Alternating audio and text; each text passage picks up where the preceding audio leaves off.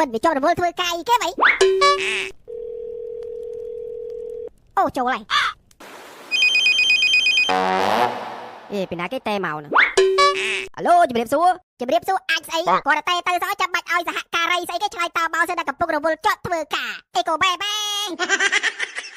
ចាំបើឥឡូវយើងកំពុងជាប់ធ្វើការមែនធ្វើការក៏ដោយតែពេលខ្លះក៏មានការសំខាន់ត្រូវខលហៅអីតែមិនចូលសំទោសផងចឹងចាំយើងបិទសេវាកម្មនោះចោលហើយតែមកមានការអីដែរ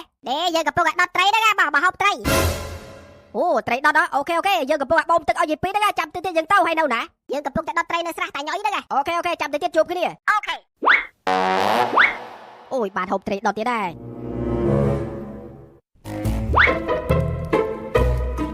ត្រីដុតអីមិនទាន់ចោះចាប់ផងអ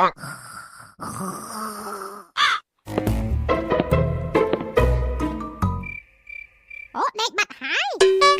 ណែអារ៉ាត់អើយអូយមេឃក្តៅ40អង្សាសេហើយនៅដេកបានទៀត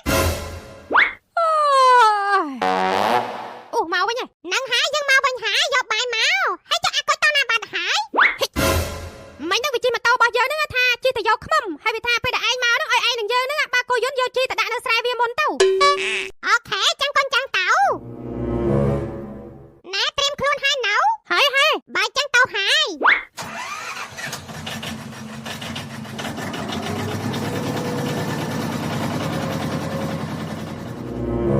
អាតាមួយកុំលឿនពេក